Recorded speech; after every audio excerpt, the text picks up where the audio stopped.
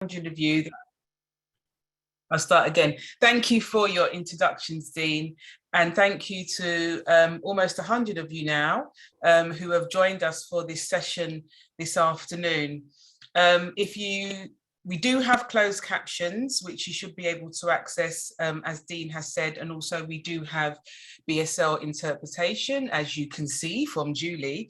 But if there is anything that is hindering you from interacting with us, do just pop it in the chat and we will try our best to work with you on that.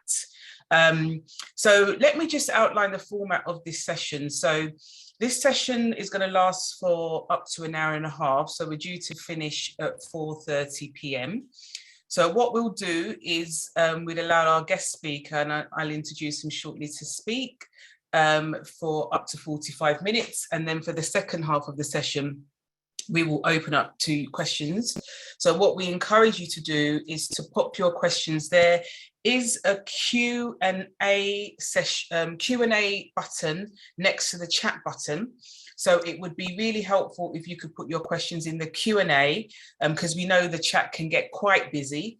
But we'll also try our best, and Chloe Johnson will keep an eye on the chat as well. But if you could use the Q&A box, that would be really helpful to us. So today's session is exploring disability and employment in higher education. And we're really privileged to have Dr. Ossie Stuart, who used to be a full-time academic. He studied for a PhD in history at SOAS, the School of Oriental and African Studies, and he also taught at the universities of Oxford, York and Surrey. What he's doing now is doing freelance research and consultancy, and we're delighted to be working with him to send delegates from London South Bank University to his leadership development program, Calibri, which he will explain more about. And he has a special expertise in equality and diversity issues. He will tell you more about himself, but obviously as someone who is disabled, he's faced various situations both in and out of work, and this is part of the reason why he's created the program, and we're really delighted to be able to send participants on that program. Ossie is going to be speaking to us about experiences at work and also through personal lives, particularly shining a light on invisible disabilities and how this has shaped the view of disability held by both people with disabilities and without. And this is really something that's a really important agenda for London South Bank University. We're looking to partner with the Sunflower Scheme, which is a hidden disability scheme. And as somebody myself who suffers from a long-term chronic pain health condition called endometriosis, which is not immediately visible, but something that I need work adjustments for in terms of flexibility of working hours and extra rest breaks. It's a really important issue that we talk about. And so we really look forward to hearing from Ossie about, you know, how society treats disabled people, how society disables people, and the last frontier of exclusion. So as we'll say, we're going to hand over to Dr. Ossie Stuart. He will speak to us until about, say, 4:45, and then please use the Q&A box. You can use the question and answer box throughout the event, so don't feel as if you have to wait till the end. If a question pops up in your head while Ossie is talking, pop it in the Q&A box and we will work through those in the second half of the session. So Dr. Ossie Stuart, over to you. Thanks, Antia. So really thank you for the intro. I really appreciate that indeed. And absolutely, this is a very, I consider to be incredibly important topic. What I'm going to do is I'm going to share my screen. It's going to be a PowerPoint which helps you, isn't it? I'll talk around those issues, but I'm just using it as a sort of aid, partly to keep you to 45 minutes and partly to give you a real insight into how I want to address this topic. And I'll take it from there. Okay, let me first I'm going to share my screen. Invisible impairments, the disability's last frontier. I saw at the British Disability History Month topics for last November, end of last year and this year really.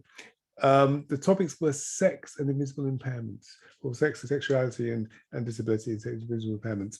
I was thinking, sex, I'll do that. I'll talk about sex, no problem at all. But I actually delivered this topic. It really struck me really forcibly, because I'm not really talking about disability itself being the last frontier. I'm talking about invisible impairments being the last frontier. Everybody talks about disability in lots of different ways, but this being somebody living with disability, as Sanchi so eloquently described, is a different experience. And I really want to think about that and reflect upon it for the next 45 minutes about why it's so different, but why it's so important when we think about disability. And also why it's the last frontier when we come to think about how we should address these issues in disability. So I'll talk about sex next year, definitely. Sam just introduced me, so I don't really need to say too much about myself. Yes, I did a PhD at SOAS many years ago. When I was a lot younger. I was a lecturer at universities for 15, 16 years. And that's when I began to realize there was a problem about being a disabled person in higher education, not just a student, but as a working in higher education. All my colleagues, both black and white, wherever their background, male, female, they all got their senior lectureships and professorships in the first 10 years of their career. I remained a junior lecturer, being told, come on, Ossie, don't worry, struggle a bit harder, you'll be better. If you just do this, you'll get your post. But I knew I was never get there. I realized there was something about me that prevented me from getting the promotion. It was to do with my disability, the way I was treated and where I was discharged treated. I won't talk about that in too much detail, but it meant I left higher education. I resigned basically and reinvented myself as an equalities consultant, 2003. And I spent the next since then talking to many disabled people, and I kept hearing the same things. So I began to think there's something peculiar about being a disabled person in employment, and especially in higher education particularly. I created this disability program called Caliber, specifically aimed at disabled staff. I'll talk about it in a bit more to address those issues. I'll do a bit of advertising campaign for that in a minute.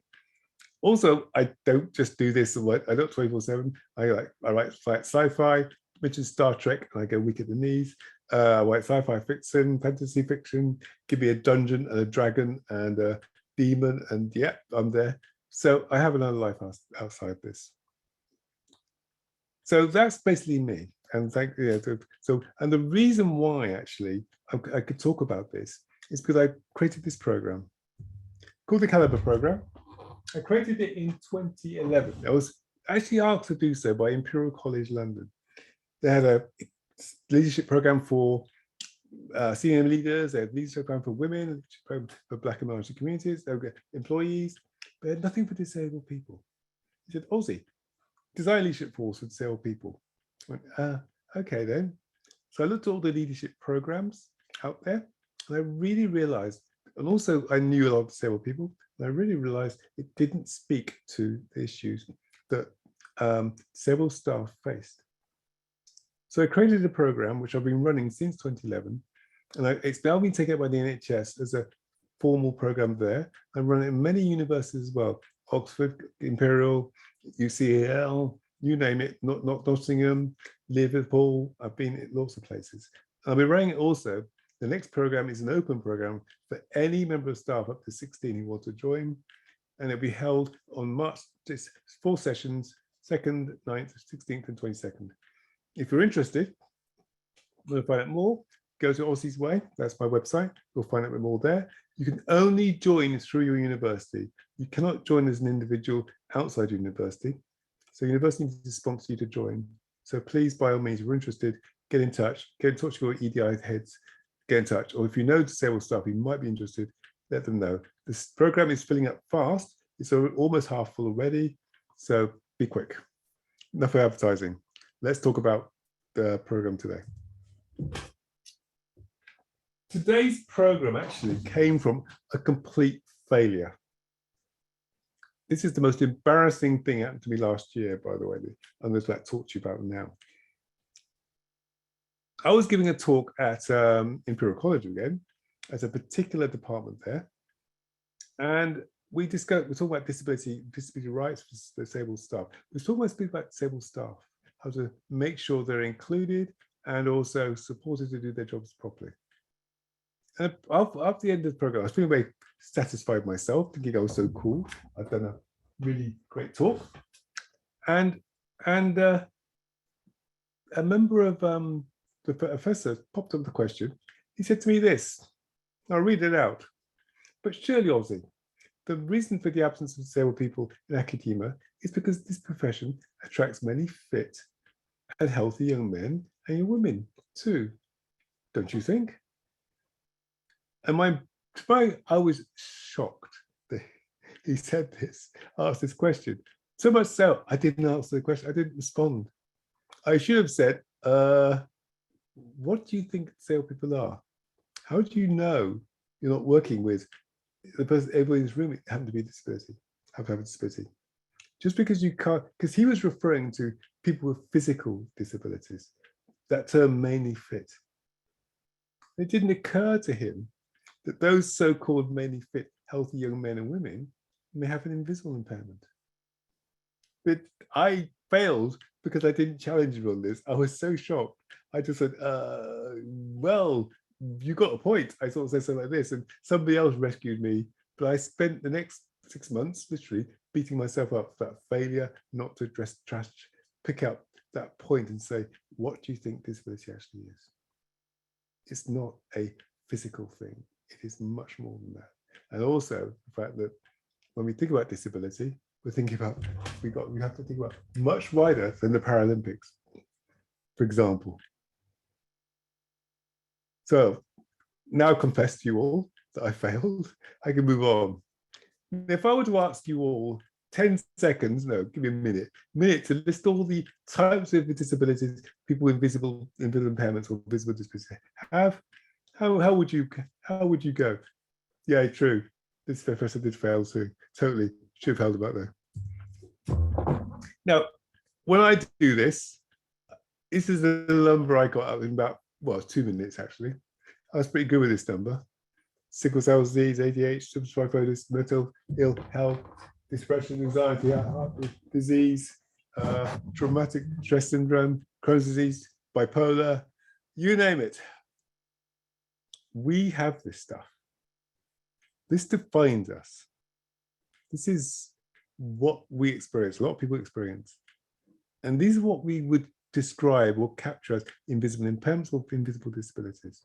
And for those of you who are probably going to complain that I forgot yours, that red one up there, many, many more, is the one that captures everything, okay?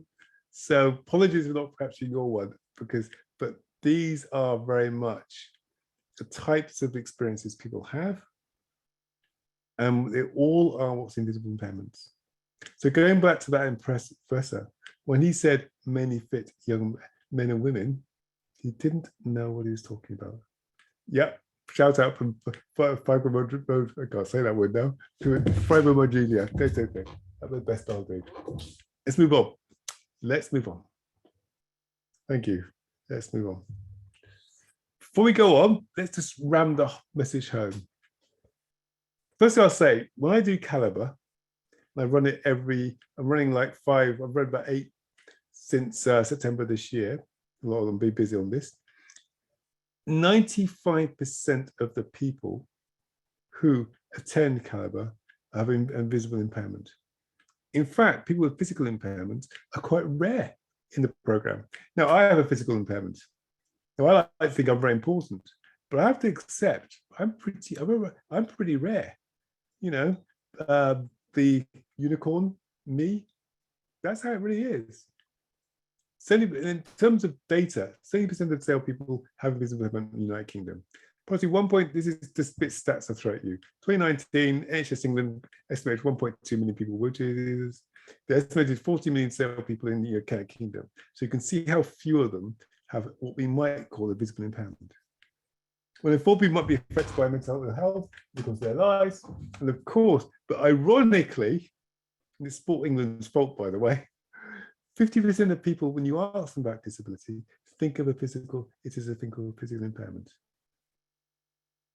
And that is a problem. Because not only do other people think of it in that way, a lot we do as well. And many people with invisible impairments struggle with this idea that they might even be disabled as well, because they don't fit the ideal way we think about disability. When you see any symbol of disability, it's a wheelchair user, person with a stick, or something visually impaired, BSL, whatever it might be. But what you don't see is those millions of people who have what's called invisible impairments. And this impacts on people, especially in employment, especially in terms of rights. This familiar to people? Imposter syndrome? Not disabled enough? Try harder. You fit in. Feeling of guilt. These are things people in Calibre program tell me they feel when they try and justify who they are in the workplace. I can't tell anybody. I'm not stupid, although people fear they might be. They won't believe me. Always staying late to catch up, to keep up. I know so many people with dyslexia who will say, the only way I'm going to keep up is I stay late every night, doing the work, extra work, just to keep up. Be more productive, then you'll be fine. And then some people who just have a certain disabilities or impairments don't even think they're disabled. I know one guy who had ADHD said it spent him 15 years to accept he was a disabled person. I'm not stupid. Competence issues, fear of being judged if you tell people, fear of asking for help. The other word I keep coming up is masking.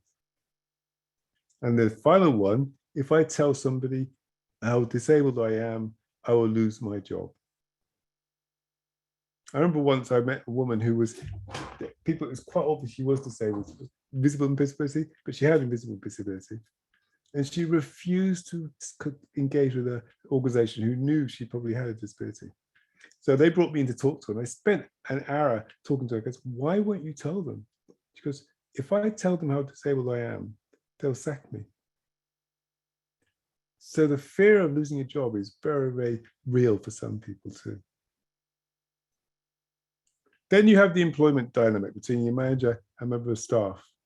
And this can be toxic. I always find it interesting that if you say come to a salesperson in 20 Calibre, what's the problem? What's going on? They'll say, my manager doesn't understand me. My manager's the problem. My manager doesn't think I can do my job, blah, blah, blah. And those disabled staff who come to Calibre saying, having a good time at work, they want to just improve their careers, whatever they want to do. I say, well, how come you're having a great time? Because my manager gets me. My manager's amazing. Managers are crucial in this. But this is, when it goes toxic, this is the thing it tends to be thought into. The employees worrying about being fraudulent, managers refusing reasonable adjustments or any flexible working, managers refusing, ignore occupational health recommendations, a feeling you're not good enough, not knowing whether your disability is a legal right or not to have a be disabled person when it comes under the Equality Act. Fear of losing your job again, I mentioned that earlier. My manager hates you. The amount of people I know who think their manager hates them. And I say, well, actually, maybe they don't. Maybe they just don't know what to do. Then am I disabled enough? Oh, by the way, hi Des, good to see you. I don't know want to know you want to know. Everyone will want, and the manager thinks this. Everyone will want it. If I make that change with that person, they're still working on something, everyone will want it. I can't give them that. Can't be give favoritism to one individual. They don't look disabled. Problems, they're bringing problems to work. Why are these people bringing these problems to work? They're not competent at the job while they're here. I don't know what to do. And that's usually underlying a lot of this. It's not fair on others. That's the other thing, is the equality stuff. I don't believe them. They're faking it. they're incompetent, they're using it as an excuse to not do a job properly. And finally, the service need. Well, that's an NHS. It might be called operational need, I don't know what it's called here, but basically the way work works, you can't fit in. That overrides your reasonable adjustment. That, for many people, is the reality of disability in the workplace. It's damaging. It's psychologically damaging. Matter of fact, I would say that some people come to Calibre with have almost post-traumatic stress syndrome because of the damage it does to them. But it doesn't necessarily mean the manager hates them. Usually it means the manager does not know what to do, has no idea how to address the reason adjustments to do, hasn't this expertise or skill sets. And therefore they just park it, they avoid it, and they get angry because they exposed in that way. For the sales staff member, it's like the manager just hates them. So we have this world, we're having this world as it is now. Let's be clear about who is and who is not a disabled person in this area. Because again, some people don't know that their disability comes under the Equality Act. I remember one person in the Calibre program was adamant that mental health issues was not covered by the Equality Act. Only people with physical disabilities got the full benefit. I had to disagree on that one and point out, actually, good news, you are. This is what the Act says. Now, I'll quickly go through this just so you are clear about this. A person has a disability for the purpose of the Act if he or she has a physical or mental impairment. And the impairment has a substantial long-term adverse effect on his or her ability to carry out normal data activities. Easy to, let's interpret that into English, convert that to English, sorry. Physical mental impairment, that's malfunction of the body, covers everything. Could we go from having major, all sorts of impairments, all the ones I listed on that list at the beginning, definitely come to that. It has to be substantial. That means longer than, it lasts, more than trivial, more than scratch. And also long term, must last longer long term. So it must last than 12 months, I'm sorry. Adverse is negative, ability to carry out normal activities, what's normal? Now, this is how the judge will look at this. Mobility, manual dexterity, physical coordination, continence, ability to lift or carry objects, speech, vision, memory, ability to concentrate, learn or understand. If you have difficulty doing any of that stuff and more, the Act covers you. Exclusions, long sight, sorry but guys, long-sighted, my sister, short sight, colour blindness, tattoos, addiction to non-prescribed drugs. You can see the lawyers have been over this. Pyromania, alcoholism. That means you're alcoholic, you're not a disabled person apparently. But if you get ill because you're alcoholic, you are. And male naturally occurring baldness. So you guys with the receding hairline, you're not disabled. Be clear about this, okay? So those are all the exclusions we can expect in there. Apart from that, everything else is included. And just so you understand this properly, this is not a how sick you are act. It's a fact you are disabled act. What I mean by that is this. I used to do training with taxi drivers many years ago. And great fun that was. And I always used to give them this puzzle. I said, I've got HIV. Say I've got HIV. And I get, I've got the condition in my body, the virus in my body, but I'm physically able. I'm not ill. I'm not like to be. They get back in your taxi. What do you do? And 2 or 3 of them always say, "Oh, bloody hell, I'd kick him out, wouldn't I?" That is actually discrimination. So with knowledge of your condition, you will be treated less favorably. That would be illegal in the Act. So you don't have to be very sick. You just have to have the fact you have an impairment. It comes in the Act, which most of them do. Therefore, an organisation has to include you. With knowledge of their condition, they treat you less favourably, will be illegal under the Act. And that's how the Equality Act works. You don't have to be ill, you have to show a list of things. The very fact of it is enough. Now, that's good news. But we as people think about disability in a particular way. And we think about, and people with visible impairments, particularly because of the situation they find themselves in, how should they disclose, should they not disclose? Disclosure is a big issue for people because you don't, if you've got a hidden disability, you have to make a decision to do so. I'm a wheelchair user. I disclosed. Yeah, all over the place. I come to the building, I've disclosed. If you're on visible impairment, you have to decide, is it safe to disclose? Can I disclose safely? What will happen? And that comes also bound up with your feeling about your disability.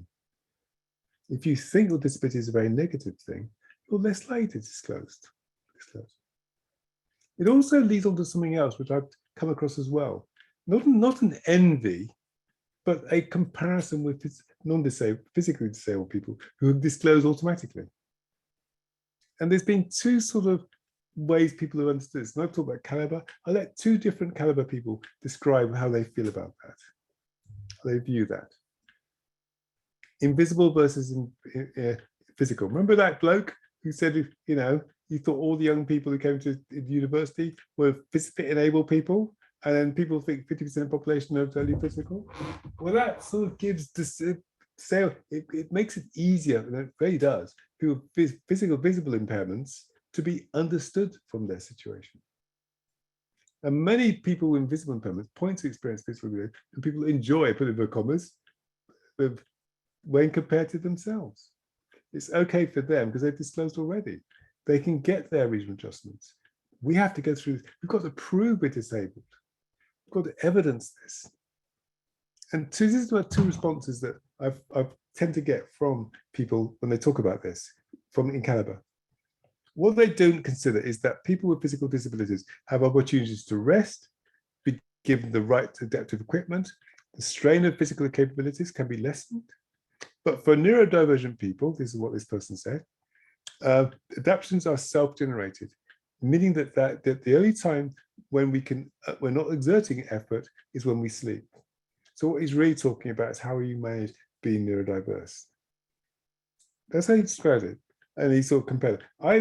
I had my views about that perspective, but actually somebody else had a different point of view. Perhaps it's more closer to reality. Being a disabled person, he said, was challenging. Again, another person with ADHD. Someone with an obvious disability will be dismissed as being not able to do something, i.e. dismissed as being incompetent. Oh, bless, whatever. And a number of times I get patted on my head and people come to me and say, hello, are you enjoying your day out today? So I get that, absolutely get it. For someone with invisible impairment, disability, it's the opposite, he said. The question is, we get asked is, why can't you do this? I don't understand. There's nothing wrong with you. Do you have a disability? Prove it. I just think you're not applying yourself. Or worse to that effect, is what he said. You're not doing well, you're not doing well enough. You're not trying hard enough. And he said after that, he found that very traumatic and soul-destroying to be treated that way. And I can well understand it.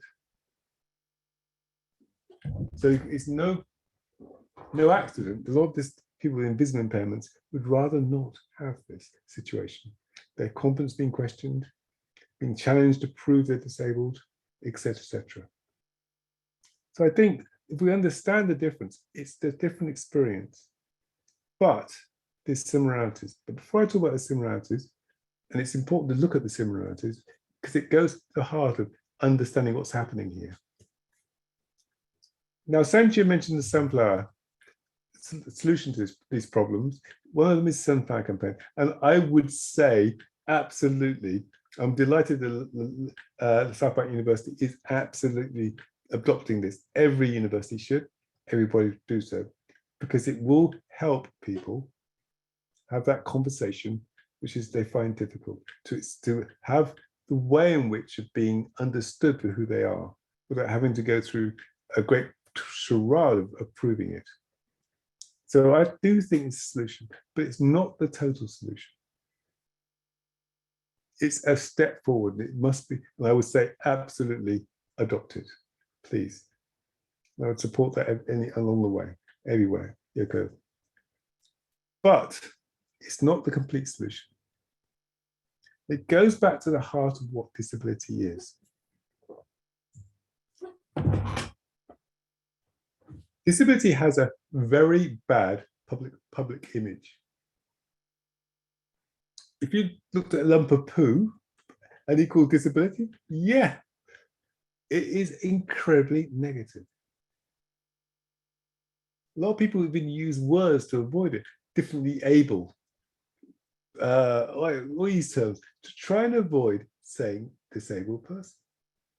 A lot of people say I'm not disabled, not because they aren't, it's because they hate the association with this negativity.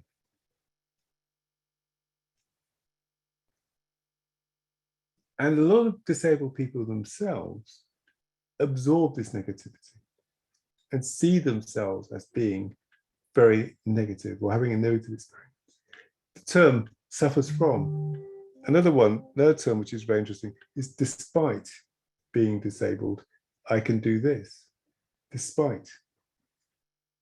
Those terms like that. And then you look at Paralympics. What's your story? How did you overcome such a negativity to be a wonderful sports person? The implication is disability is poo. But is it? Or is it, or put another way, why is it seen that way? And I'll talk about, sorry about this, as usual. Can you text me? So understand what's going on here. When I do disability training now, I always put these two slides, this image up, or two images up. One is a picture of the beggars, as it's called there. There's some less flattering terms of it, actually, which I won't use today, by Peter Bruegel, the elder, not younger, please, don't mix them up. 1568, he painted that. It's of disabled people at a wedding. They're troubadours or singers or whatever you call those people. And obviously they use prosthetics. Those white coats with those things on are foxtails.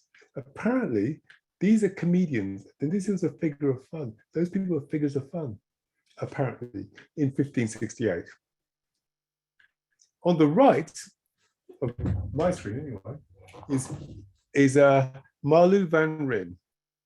And she's just won the 2012 actually, sorry, quite a while ago, 100 meters. And she's very happy indeed that she's done so. And I tend to ask people, I won't ask you guys because there's too many of you here, but I tend to ask people, what's the difference between those two pictures? And people come up with, oh, one's positive, one's negative. They say that one's a negative view, one's inspirational, one's the old-fashioned way of looking at disability, etc. Whatever, they cover all these things. Technology, all these things like that. And they're all true, of course they are. But there's one thing they all miss. Is apart from the fact that those guys those people in the Peter Bruegel's painting are probably dead, if they existed. Ignore that little point. What we're seeing here is simply people. That's it. Nothing more than that. We're not seeing disabled people, we're seeing people. Disability, your body, what it does is intrinsic to the human condition. Nobody on this planet has a perfect body. Disability defines us as people. It makes us human. And what you're seeing there are just human beings.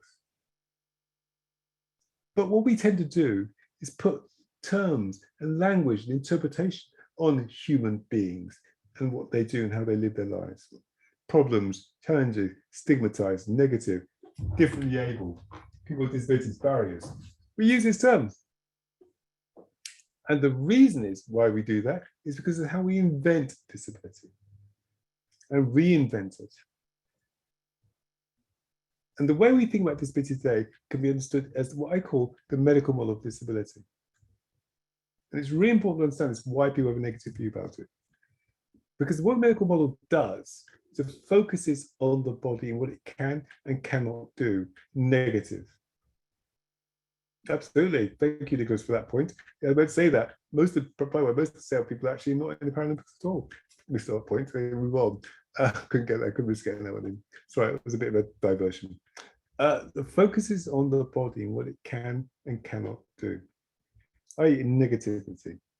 Disability is an individual's problem. Worse than that, it's your problem. You have to accept that you can't, situations that you're not good at. Accept things you cannot do. You're not competent. You have no ability. I call this a private model because everybody's body, frankly, is private. What my body can and cannot do, it's none of your darn business. You know, if I choose to tell you, fine, that's my business. I've chosen to do that. But you have no right to make any judgment or any question about who I am and how I function. Because my disability is between me and my doctor. And also, importantly, how I think about it is private. I may hate myself for being disabled, but that's my business. I may love myself, which I do, but that's my business too. So, but what we tend to do with this model is make the private public for some people. We take their situation and we make judgments of them. We don't guts because, oh, how's your hemorrhoids today? Oh, that's a nasty spot. You can't come into work. You don't do that. But for other types of experiences, we do. Oh, you got multiple MS, or you've got neurodiverse, ADHD. Prove it. Why can't you do your job? Frankly, it's a private business. The question you should be asking is, how can what do you need to resource do you need to do your job properly? Stop. And that speaks to a different way of thinking about disability. Social models, disability. It starts from a different place. It starts from outside the body, the public spaces, why I call it public. Disadvantage and restrictions caused by society takes no account of some people who have impairments and excludes them from mainstream activities. People with invisible impairments know once they tell somebody they have a disability, they'll be excluded. Once they say to people, excuse me, I need to change that so I can work properly, there'll be resistance. Those are barriers. That resistance is barriers. I've got that van. I'm going to give a physical disabled person's example here, but it makes the point clearly. That van, I was in Portugal. That's a real situation. I was in Portugal. I was driven around in that van, nice Ford, brand new Ford Transit thingy. It's Mercedes, probably. I have no idea which company it was. The point was, somebody somewhere designed that van, spent many hours designing it. Thinking, here's the perfect van. And they made it, built it, sent it out. Then they realized, hang on a sec, these are wheelchair users. They can't use it. Exactly, no ramp. So they tack one on this electric thing after this afterthought. Disabled staff, whether they're invisible impairments or visible impairments, we're always an afterthought because society doesn't take into consideration how we might think, how we might view things, how we might operate. It's a public issue because it's about barriers. I'll quickly go for those barriers to make the point, and then I'll go on and talk about what this means for us. Barriers affect all of us, whether we're invisible impairments or physical impairments. Environmental barriers, curbs, steps, acoustics, lighting. Those ones people think, do environmental barriers, you've done disability. You haven't even started. I like, I've got that picture there, lots of environmental barriers. That's big for me, but frankly, it doesn't even get anywhere near the real issues with disabled people. Institutional barriers, the next set. Rules, regulations, policies, procedures, practices. Sorry, mate, we must have 12-point, we've got 12-point font on black and white, times. That's how we do things, there's regulations, can't change it. Sorry, we must use this computer in this particular way and this program. Sorry, we can't change the marking system just for you. Those are institutional barriers. rules created by someone, made up, by the way, then prevent, which actually exclude people. The final set of barriers, what we call attitudinal barriers. Fear, hostility, patronizing attitudes, ignorance, resistance to change, thinking other rules are fixed in stone, but they're not. So basically what I'm saying here is that basically the most significant barriers most disabled face, and if you ask anyone, they'll say straight away it's attitudinal. You could have a building which is perfect. You have rules and institutional rules, regulations, which covered those rules, which made it very accessible to anyone with a disability, invisible or visible. But if the staff are poorly trained or hostile or reluctant to be flexible or inclusive, you might as well forget it. So it's all down to that. It doesn't work the other way. So it's all down to this. If you have a rubbish building, rubbish institutions, but the staff are really engaged about being flexible and solving problems, it makes all the difference. Disability isn't about us. It never has been. It's not about whether you've got invisible impairment or whether you've got a physical impairment. We're just people. We just live our lives. This is how we communicate. This is how we think. This is how we walk. This is what I'm living. I've got an illness. This is what I'm living with. These things happen. The problem arises when organizations won't accept that they've got to make changes to ensure you can continue to work and function and perform the skills you already have in the way that suits you best. That's why most disabled people struggle. It isn't because they have an invisible impairment. It's because their organization doesn't understand its responsibilities toward including everyone. That's why that professor didn't know what he was talking about when he said fit young men and women, because that's all he wanted. What he was really saying was, I don't want a vast majority of the population. I want a small subset who really don't exist, actually, in his head. In fact, the subset he should be wanting is everyone. And judging them based upon their skills and abilities, and they can be released by changing that will suit them best.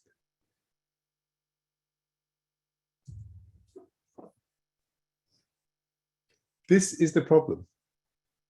Environments like this, designed for a small subset of people, that doesn't include everyone. Shops that some people couldn't even read the notices in. Doorways that are too small, people get claustrophobic. Environments where people may be frightened to go into because of the number of people in there. This is what the problem is. It never was people. In that sense, what I mean is that we weren't the problem. Disabled people were the problem. The problem is our society, the wider group of people who won't accept that disability is actually part of them as well. And the weird thing is, you create flexible working, hence COVID-19, hint. You create an environment where people can make choices about how they work. You have a better environment. That's the one thing we learned from this a terrible disease, is to be flexible benefits everyone. So all disabled people are saying really is, actually, this is a rubbish place for everyone if you don't allow us to work the best way we can. Because everyone wins if you do so.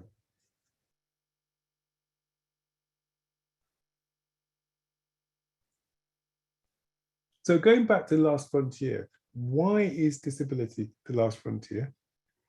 It's been because people don't understand that the responsibility for where disability sits is not with disabled people. Disabled people are just people. The frontier has been created by non-disabled people who imagine that disabled people are the problem. The key outcome is to realize that everybody has value and everybody has rights, but not only that, everybody has the right to be who they are, to think in the ways they think, And if they can't operate in environments which have been created by third parties, those environments should be changed. So those people can work in the ways that suit them best. COVID-19 taught us that organizations resent this, actually. They're frightened about this. Flexible working is seen as a negative. From organizations, we must go back to the old days. I don't think it'll happen. But it shows you how much we have to do to change the mindsets, to reinvent what needs to be disabled in a way that's inclusive. And that's why I think the Sunflower campaign is actually very helpful, because it begins that discussion. Disability is the last frontier of exclusion. Having invisible impairment is very much at the heart of that. Thank you very much indeed. I'll stop there.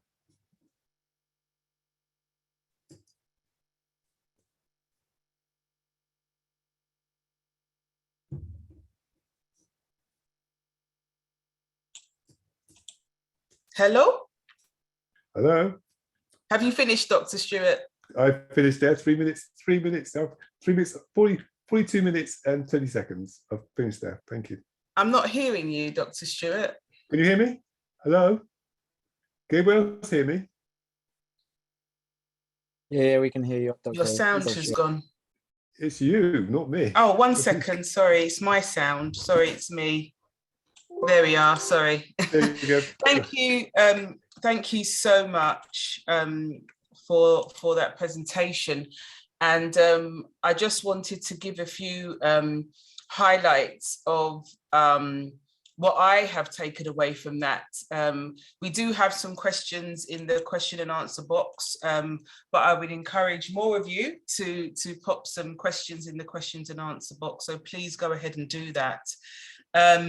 You know, you talked about the barriers for disabled people trying to progress their careers in the workplace and facing that career stagnation. You mentioned that it took a lot longer for you to get a senior lectureship compared to your counterparts. And that just speaks of institutional disableism, which is a very real thing. And we as universities have to admit to that and start to identify what those barriers are and tackle that. There are lots of assumptions that people make about people with both visible and intellectual disabilities. They make assumptions about your intellect, about your knowledge, about your experience, about your capability, that they don't in the same way as with others. And there's a lot of stereotyping that happens.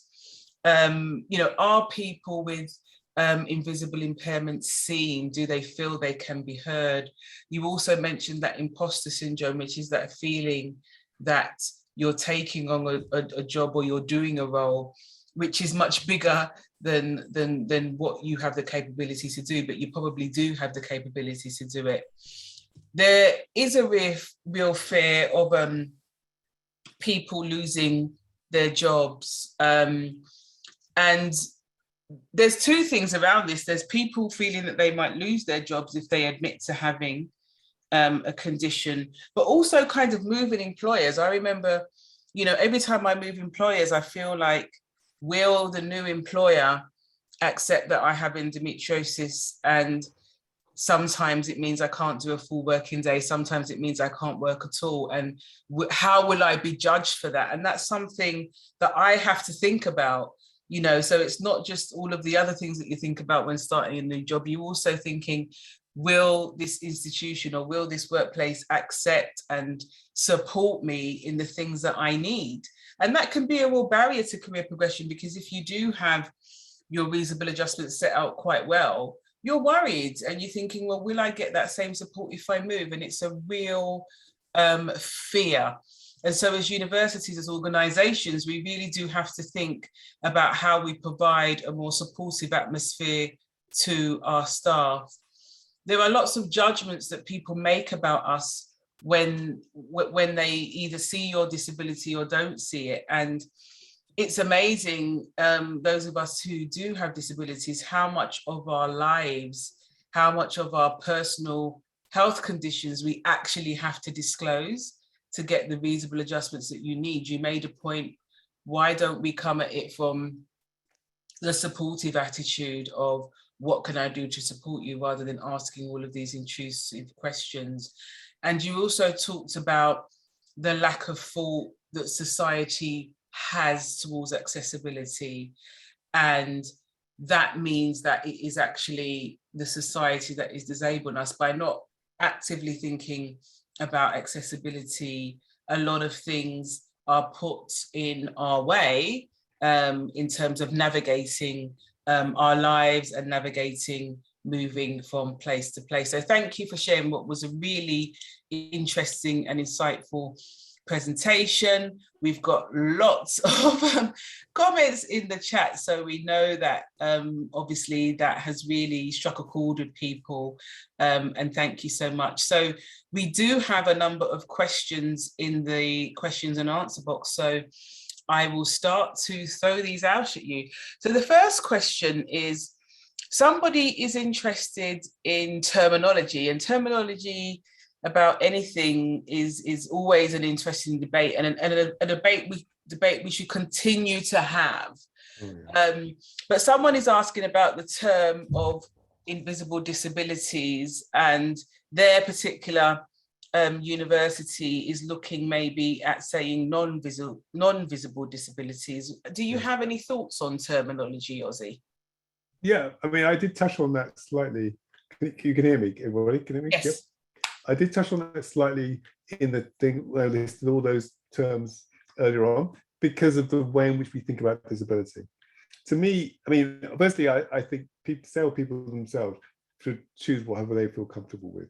That's bottom line. So if an organization wants to focus on describe their disabilities as a group of people in a particular way, absolutely support that, and that's fine with me.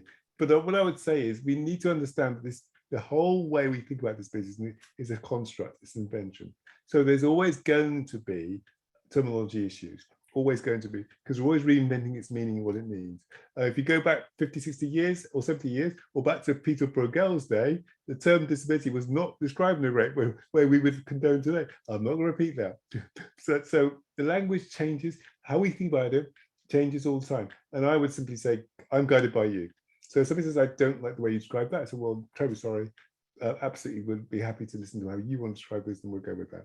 Because that's how people are, and that's important to people to own the language that how they describe it in a way. So I think that's absolutely speaks to race as well and other issues as well like that. So absolutely understand that. So I'd say to that individual, if your network chooses that terminology, go with it. I'd support that as much as anything else.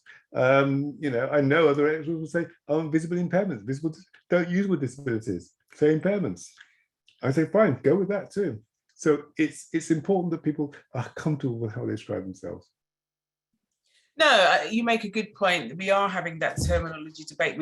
I was leading a session this morning with Diversifying Leadership, which is a leadership program for BME staff, and we had that exact same conversation about the term BME. I know in terms of LGBTQ, there are lots of different acronyms and words that could be used. So yeah, absolutely. There may be terminologies that universities use for consistency, but that doesn't necessarily stop that debate continuing and new ones being formed.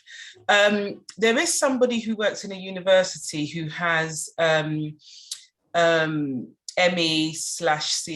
which I'm not quite sure what those acronyms stand for. But they don't seem to be getting the right support from their occupational health department, as they don't seem to understand the condition. So we wondered if you had any advice for them. But straight away, I'd say that individual sounds like they're individual. I always say it's better to operate in groups. If there's a disability network in your organization at HR, absolutely get involved with that and to talk to them about those situations. If they've talked to occupational health, they probably disclose, so they need to support. What you need to be doing is get a point where you have the confidence to say, it's not what you understand a condition, you do understand, focus on what the barriers I'm facing and how to address them. The understanding condition, they're trying to say, how sick are you? That's that approach. The law doesn't focus on how sick. If they accept she has a condition called whatever it might be, I personally don't know it either, but it doesn't matter, then that's good. That should be going through occupational health people to say, okay, then we know you've got a disability, let's address how you address those and what barriers you're facing. That should be the discussion. Now, to get confidence there, to have confidence to do that, it's very hard as an individual, isolated on your own, because you're always being told you're somehow wrong, you're the problem. You do need a wider support of more people to say, this is what's happening to me, advice. Like you've done today, come into here today and ask this question. And you're hearing a different type of narrative about how you might address that. But my advice would be to say, do you accept the condition exists? Yes. Is in the book, whatever. Has she evidence she's got it? Yes.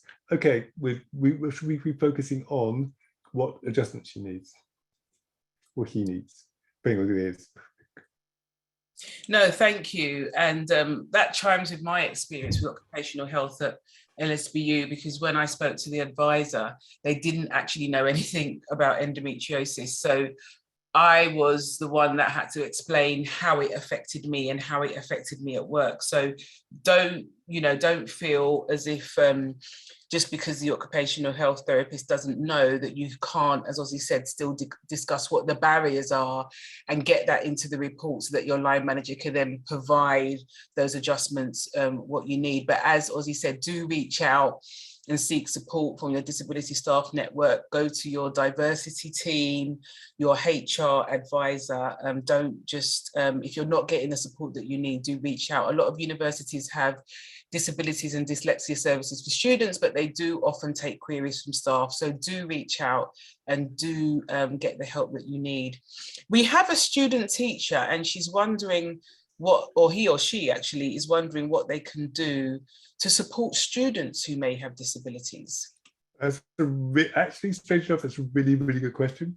Not strange enough, it's a really good question, because the number of people I know got invisible impairments who've said they didn't realize they had the impairments until their teacher, or somebody who had lived experience of disability himself, said, should we talk about something? You want to discuss something? Or I've noticed something about you. Maybe you should get some sort of support or advice or assessment or something. That was for them groundbreaking. So what I would simply say is be open. Be open about, if you have a disability yourself, be open about that. If you don't, just be open about how flexible you are in terms of learning. School I know from a young man who just texted me actually, he's 15, he's got dyslexia. And his school is very supportive of him because he's had a very open conversation about what's important, his learning. So they've focused on getting his learning sorted. So focus on that. So I would say be open, be flexible, and be supportive. Because let's be honest, the most disabled students might come with the baggage of negativity about what disability means, and be reluctant to engage or see themselves in a negative place or disadvantaged. That may not be the case. The issue simply is learning. How are they best to learn and what support they need to do so? So absolutely good question. I really like that question. Excellent. We have a question from Nicola Martin, who is one of our professors here at London South Bank University. And she wants to know your thoughts on access to work, which I always know is a topic that generates a lot of conversation. What are your thoughts on that, and how universities can try to make the process a bit smoother? Yeah, okay. First thing, it's the staff members' responsibility to conduct accessible work. It's not the universities. And staff members can do it anytime they choose. Okay, I usually say please disclose before you do that, because it comes a bit of a shock otherwise. So if you're going to do that, so it should be in the control of the individual. Secondly, there is the way funding works, as we all know. If this is why disclosure is so important for universities. The sooner an individual discloses, i.e. at the point of employment, they get 100% support from access to work. Funding is completely paid for.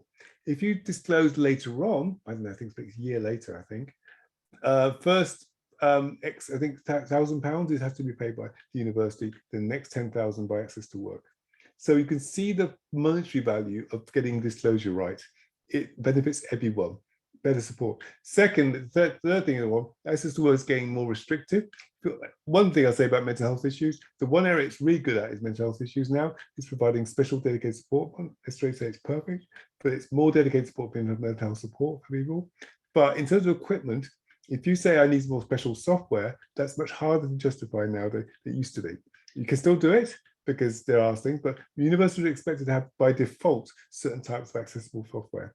So it's getting harder to do so. That's why it's so important. Disclosure is very important.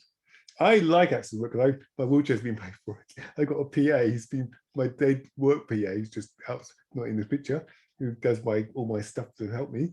They're paid for by access to work.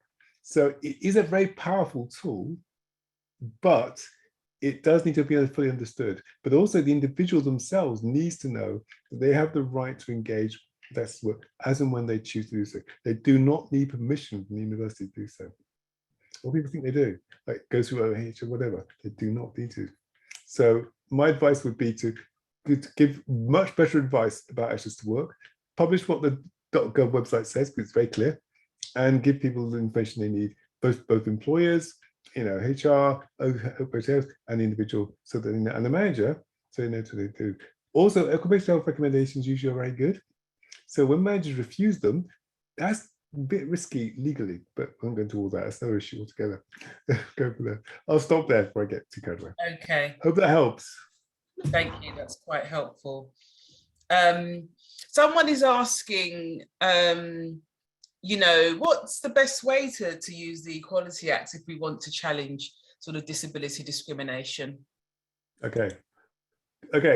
In terms of the Equality Act is very clumsy. The reason why it's clumsy is individuals have to do it for themselves. And that's a big ask to take on the whole university or whole institution on your own.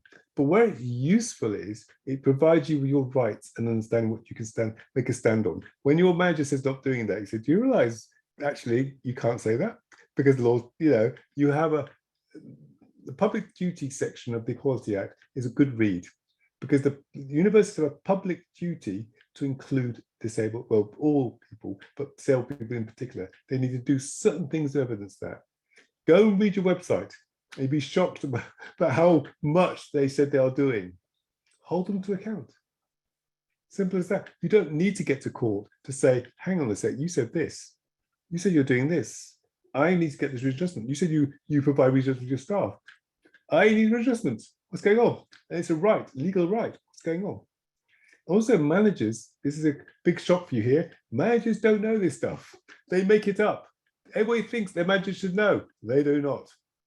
They know nothing about this. And when you say, actually, have you read your public duty on this particular thing? They look at you as if they obviously haven't. They don't know they're breaking the law. So what I would say is strategic use of the Equality Act is very useful. Use it as a tool to inform, not as a tool to punish. You are there to engage and help your organization do what it says it wants to do, not there to beat it up. And the number of disabled staff I deal with who come in angry, when I say, go and cooperate, go and talk to your manager and say, look, you're having problems with this, I can help you. I know the law better than you. I know how regional sports work. Let's discuss that. The number of managers who think, oh my goodness, thank you. One person particularly she was in tears. I hated her. She came back from Canada, had a conversation, and she said, I can't believe it. My manager and I had an hour's conversation about how we solved my problem, because she offered solutions. Don't assume your manager knows everything. You have the knowledge, use it. Okay, thank you. The next question is, and it might be from a managerial approach, how can someone approach asking questions to people with disabilities to learn more about the barriers that we face? Yeah, that's actually, you've answered your question, exactly the question correctly. If you approach somebody and say, what's wrong with you, or imply that in some level, you're in a bad place. If you say, look, I've noticed is there anything I can do to assist to make that easier for you in terms of removing something or change something in your workplace, maybe a bit more flexible working? Let's discuss that. Certainly in a different place. What you're focusing is on the barrier, not the individual. You're saying to the individual, you've got skills, I know this, I can see you're not being able to express those skills properly because of a particular barrier, maybe a barrier there. Let's discuss what we can do to solve that. And it makes huge differences. One guy said also, he said the biggest barrier he faced was his manager's attitude towards them, shouting at them because he made a mistake in using dyslexia. He said, all I wanted was the recognition that I was skilled and recognition that I make mistakes, this happens, and also some little bit of kindness, just a simple kindness. you know, I'm just a person, I'm doing my best. I'll do what I need to do, but I need some bit from you as well. Mm. Hope No, it absolutely. helps. Yeah, not coming at it from a judgmental approach. Absolutely. One. And you've touched on the next question. We kind of touched on this already. Someone is sort of asking about, you know, how do they get the reasonable adjustments that they need if their employer isn't as willing to listen maybe as they should be. Okay, two things. I put two things together here. Increase your knowledge on the law and rights, and look at what your employers saying on the websites about how they include disabled people. They do say so. They say all sorts of wonderful things. You'll be shocked and read through that stuff. Look at how the policies, procedures they focus on. The second thing to do, which is more important than that, is get support from other people. Don't ever have these conversations on your own. And don't also, one more thing you should be thinking about is never say, I want this, I need this. You should be saying, this is not working. It's probably not working for everybody else, but it affects me the most.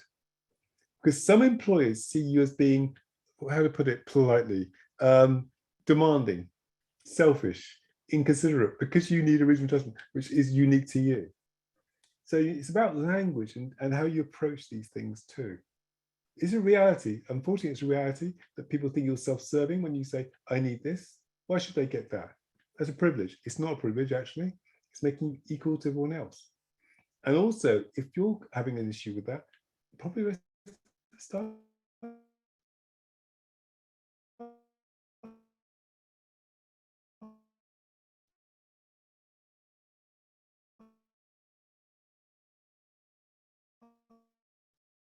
Well, he couldn't read. Obviously affected badly. He wrote to States 20 times, please remove the smoking area, please move it. I got this problem, I have this problem, I have this problem. They said, yeah, we'll do it. Never did it. He came to Caliber, of course. And I said, have you asked all your colleagues would they like that smoking area in your office? He went, oh, I hadn't thought of that. Asked all his colleagues, they all hated it as well. Sent an email to States saying, we have a problem with the smoking area. Within a week, it was gone.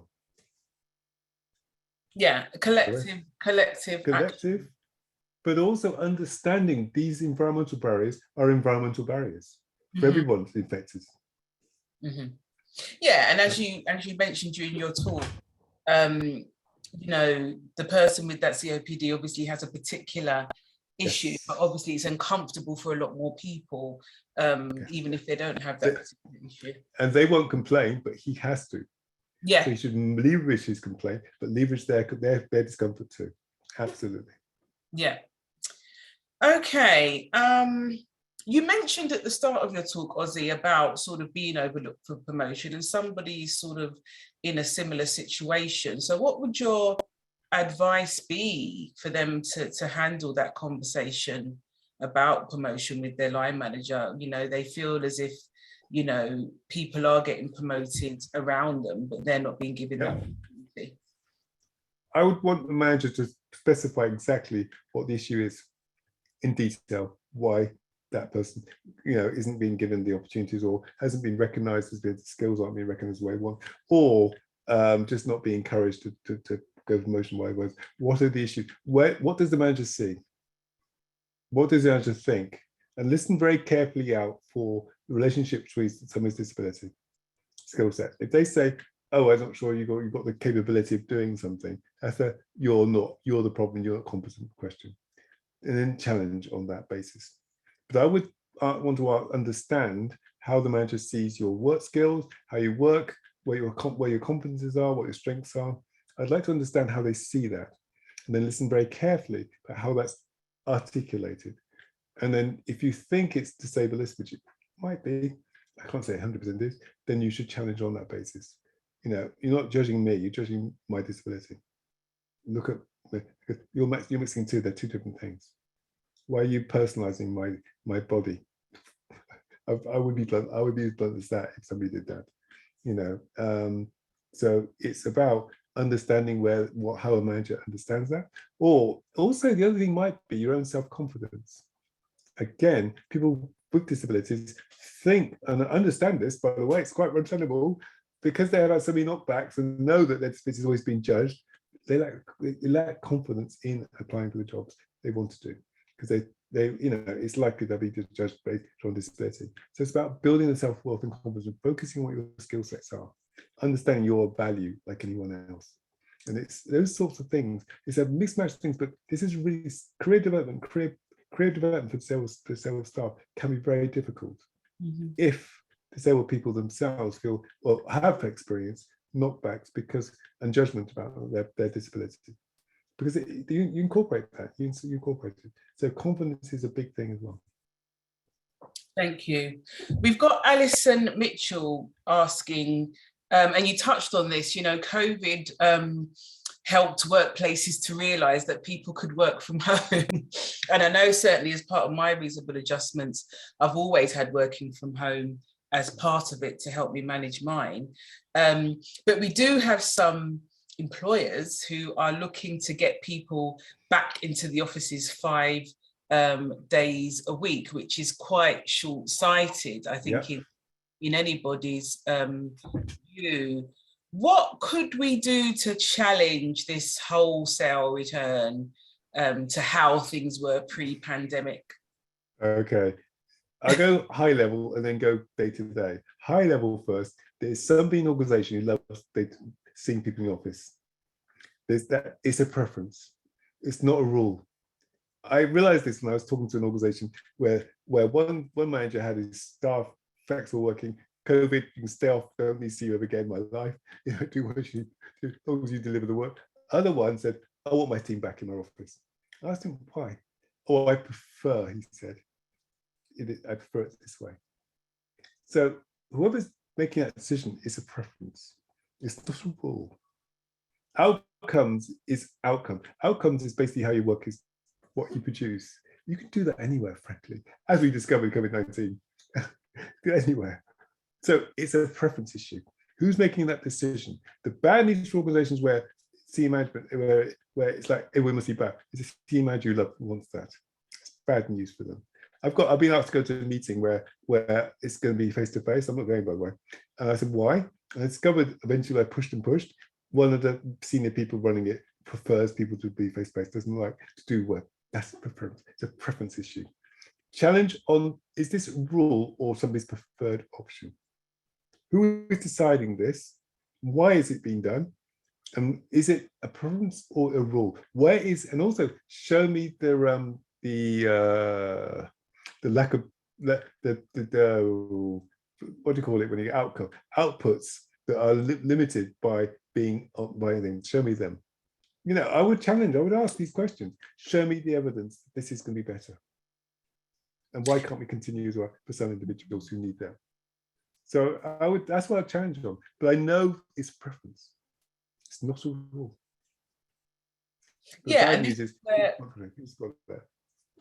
This is where our staff networks can come in, not just the disabled staff networks, but even jointly across the staff network. Absolutely. For example, your women's staff network may have a view on it, your parents and carers and staff network. Again, that collective action, challenging HR and trying to get HR on side and supporting managers, because what managers may need is the support to manage people remotely, and that may be a learning and development need. And we're helping to move managers along that journey of staff remotely and focusing on outputs and not seeing someone physically sitting at a desk. No, Sanjay, you asked a better question. I asked that question better than I did. I totally agree with you. Shared narrative, lots of people saying the same thing. Challenge, but also the challenge must be about pushing back and saying why, and explain evidence to why this must be the case. And but as a group, absolutely. Absolutely. We have someone, and you touched on this in your talk, Ossie. We have some line managers who trivialize our disabilities. So they may say, well, everyone gets stressed and everyone gets overwhelmed. Pull yourself together, work through it. And it can make you question yourself and your capabilities. Yes. Are there any tips around sort of handling those situations? Yes. Somebody said, what you're saying is I've got to change my body. That's not possible. This is how I am. This is how I function. It's not about everybody, it's about myself and everybody. And because everybody doesn't say so, doesn't mean they have the same issues. This is what I need to be done. These are the changes I need. And don't patronize me. I would really go. My view about that is disableist. It's dismissive of somebody's real issues. It's lack of understanding. It's ignorance, and also it's a way for managers to avoid their responsibilities. So the other question you ask is, what is it actually you're frightened of? Do you understand the rules? Shall we go through them again? Shall I help you? I would even go and say, you don't know what you're doing, do you? Because when a manager says things like that, what they're doing is avoiding addressing the issue. And it says here that Margaret says about the prejudice. You're right. Margaret's right, and there's a comment there about reference resistance by managers. It's usually what they prefer or don't want to do. So I would say, if you don't know what you know, I would actually say even maybe, do you know what to do? Do you know how to go through the process of getting a regional adjustment sorted out? Why are you putting it onto me? This is the barrier created by the way we work, not me. I'm just an individual. So my challenge would be to challenge why that comment was made. And also to say, remind them not to patronize you. Absolutely. And to demonize your situation. What can our medical staff do in the NHS when you are diagnosed with these conditions? Sometimes very little information is given, and they don't necessarily explain that what you have is a disability, and so you have to kind of do a lot of research around it yourself. And a lot of the support groups that may have been running physically might have taken a little bit of time to transition online. But what would you say to our medical staff? I would say to medical staff is get yourself informed about disability rights, because I do a lot of NHS staff who don't know any of this. They see things in terms, remember medical model of disability, your problem. And what they worry about is giving people too much information, because they might think they get depressed and worried about their situation. So they actually don't tell people they need things they need to know, but they certainly don't give them information in terms of their rights in relation to this. It's a very rare situation. Now, people I work with Calibre obviously will be doing that going forward, but the average member of staff focuses on getting the job done, but not on focusing on people, how they live their life, what this means for them going forward for them. And it's very interesting you make that point, is some of the least informed people around are NHS staff. So my advice to NHS staff is go and look at the other side of disability, not the medical side of it, but the social impact side of it, which is the law and people's rights. So we should be saying to people who've got now a condition, they've got life-changing condition, you need to go and get some more information about your rights. Go look at the government website, go look at the things that you need to know about, so that people can be alerted to the fact that their life changed in two ways, not just medically, but socially too. And do join the societies, because like with endometriosis, we have a charity and they have a lot of information about how it can affect you at work and how it could be a disability depending at what level you have it. So do try and look, and a lot of the information is free. You don't necessarily need to join the membership, but if you join the membership, obviously you help these organizations. But a lot of information is on the charities website, so do check those out as well. Margaret Calendar has just made a statement, really just saying that the trade union Unison, which is my union, has declared this year to be the year of the disabled worker, and they're going to be sending out a questionnaire to all members to explore their attitudes and experiences of disability in the workplace. So all Unison members should look out for that, and if you have any questions that they think they should include, so we have a chance to influence this survey. Margaret Calendar, I see, is in the chat, so do just pop your suggestions there. And that's another form of support, because a lot of trade unions have disability reps. That's another form of support that you can go to. Peter Collins has asked about reasonable adjustments for invisible disabilities, because sometimes if you've got a chronic fatigue or chronic pain or depression, which doesn't need a special chair, it doesn't need an ergonomic keyboard or mouse. how do we go about negotiating those adjustments? Basically, it's a good question, because firstly, you need to understand what you need. A lot of people with impairments don't know what they don't know. Basically, like this guy I gave an example of earlier about, who talks about ADHD, he had to learn about it. He had no idea what it meant for him, what type of readjustments he needed. So he had to learn about this and think about this. The other thing is this. One of the things he also said was understanding and acceptance that this is a situation you're in. This is how you need to find, work out a way in which we want to work best for you. So you need space for that. So readjustment actually is reflection, understanding, space, a recognition that you may need, because you've got the chronic fatigue thing around, you're going to be your work's going to be up and down. So things put in place to say, okay, we know why Joe is off work this way because of this, whatever it might be. So it's understanding from both sides. So it's about moving away from being simply saying, oh, you must get to work X, Y, Z, can't do that, something wrong with you, to one like, okay, we understand you need to work flexibly. We need to understand how we think about that in a much more flexible way. So it's about, again, the barrier isn't necessarily overcoming something like a new chair, whatever. The barrier is the actual attitudinal base the organization's got.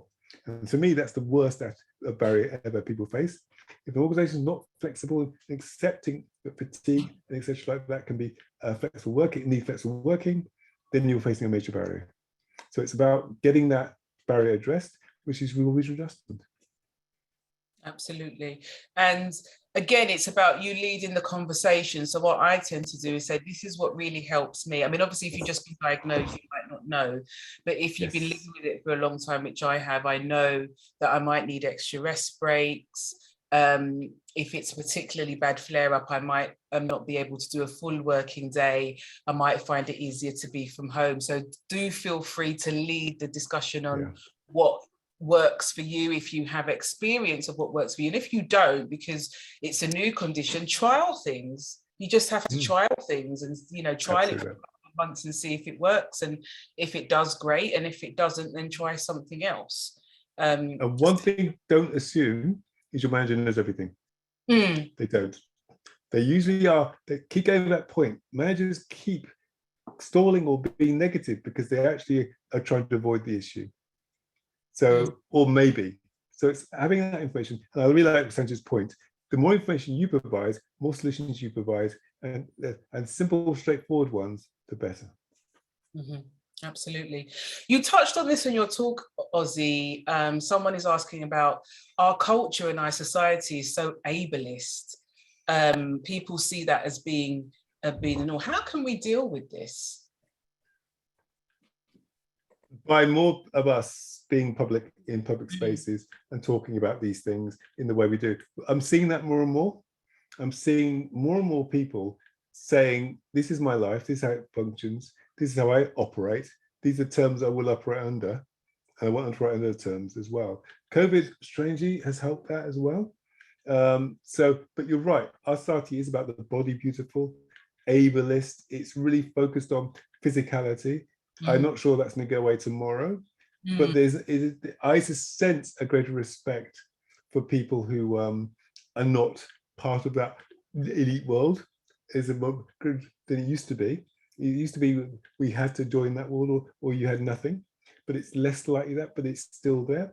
But the only way to re-challenge it is to be public in groups. Just, Sanchez said, join things. Having the confidence to talk about who you are and the way you want to describe things. I was very embarrassed about being a wheelchair user when I first had an accident. I look at think about it now and smile to myself, yeah, but I know why. Because I was comparing myself with how I was before. Ableist world I was aspiring to. Once I realized that world didn't exist, or it wasn't actually that good anyway. There's not value who I am as an individual still. It made no difference to me. And it's about value, how you value yourself as well. So self-worth and confidence is a good barrier, good shield against this ableist world we are in. But for goodness means, like, meet other people, share experiences, build self-worth around other people who share your experience. Absolutely. Connect, network. I know we're running out of time, but just a couple of things that are just quick fire. So someone's asked if they're able to ask reasonable adjustments if they didn't ask for it at the recruitment stage. The answer is yes. As somebody that works in HR, Yes, you can. Absolutely. If adjustments require a lot of money, someone is asking, they can get support from Access to Work. So there is help available there. Someone is the staff disability advisor at the University of Oxford, Sarah Stevenson Hunter. Do they think more universities should have roles like that? Absolutely should have. And also caliber, please. So, and also program, but absolutely should have roles like this. And also disability should be a core of what you do, because it's not just for disabled staff. You get disability right, you're probably getting it right for staff, because it starts with the way in which we live our lives in those environments. Absolutely. Someone is asking about jobs being advertised as full-time. I try to advertise my jobs as flexible, and we're encouraging more people to do that as well. I haven't asked every single question because some questions were quite similar. There were a lot of questions on reasonable adjustments, so we kind of covered some of that there. So I just wanted to formally end the session today. Do remember the Calibra programme. Do approach me if you work at London South Bank University. Do approach your equality unit if you're from another organisation. Just wanted to thank you again, Dr. Stuart, for what has been a fascinating afternoon, an eye-opener, and lots to take away. Thanks to our British Sign Language interpreters, Christy and Julie. Thanks to Jen, who did the live captions for us. Thanks to Dean from the events team, who has supported us with the technicals. And thanks to Chloe Johnson, who in my team is the project manager for disability. And thanks to all of you for coming and just engaging. I was reading all of the comments in the chat from the beginning of the session, and you just were so open and sharing your experiences, and that makes the event much more interactive. If you don't have anything to say, it's not quite the same. So thank you for sharing, and we look forward to hosting you at a future event and hearing the feedback from the delegates that we send on your programme. Fantastic. Thank you. Next time, be sex. Yes. Yeah, absolutely. Let's get into the nitty-gritty. Why not? Bye-bye, everybody. And thank you very much, Santia, for asking me to do this. I really appreciate this opportunity. Bye-bye.